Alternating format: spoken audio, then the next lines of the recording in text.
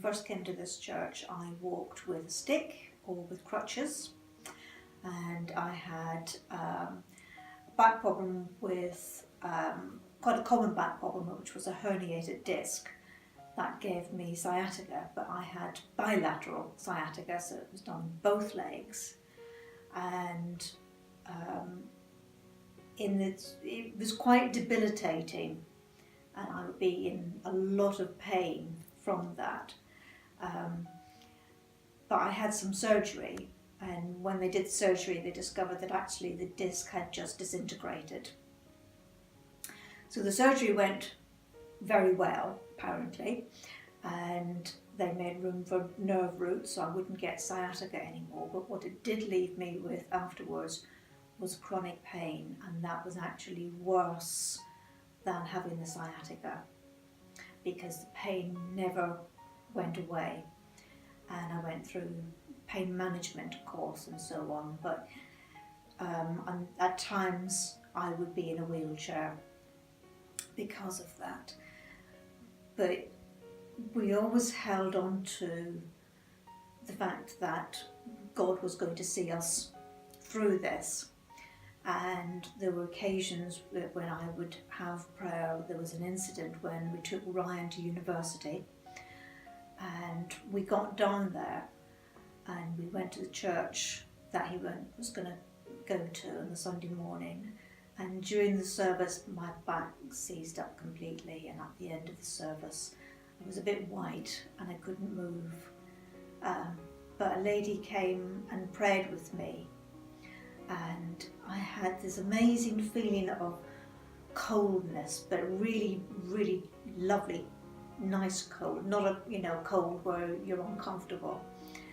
And I was able to get up, get in the vehicle and get home again. And then gradually the pain came back, but we carried on and carried on. And you prayed here for me, we prayed at other places, and we had a lifestyle that we just managed with this pain all the time. But we went to London one weekend, and we'd been struggling around. We'd done quite a bit of stuff with Emma, and she was going to church that night, and Paul didn't want me to go because he thought I'd done too much that day, but I was adamant I really wanted to go to church, and it was the church that we'd gone to when we were in North London.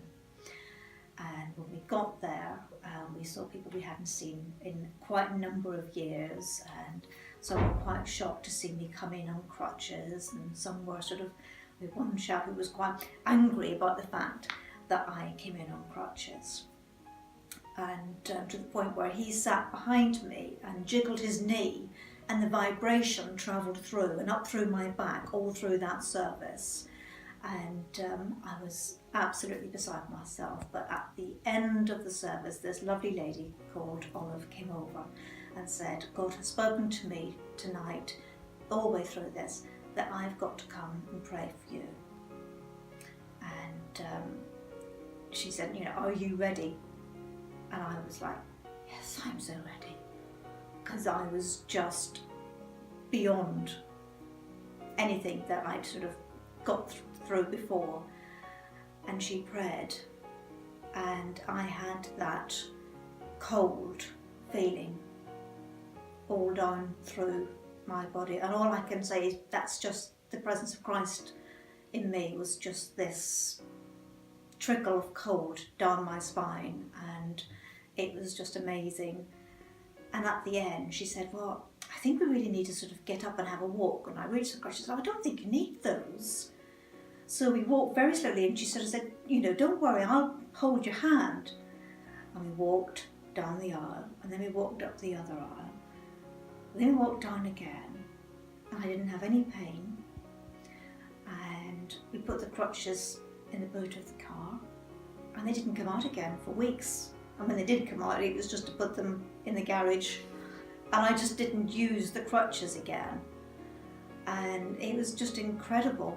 And I went into work, and I worked in a physiotherapy organisation, and It took them a few days before they noticed. In fact, I had to walk into the physiotherapy room one day while they were sitting having a coffee and say, "You're so unobservant."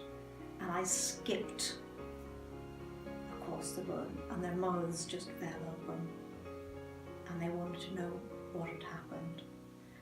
And I said, "Well, I've been to my church and I had prayer and I've been healed. God's healed me." And they were like, "Can we send all our patients up to your church?" But it was just the most amazing thing, and we just haven't looked back. I've been able to play badminton and go to the gym, but it's just God's perfect timing.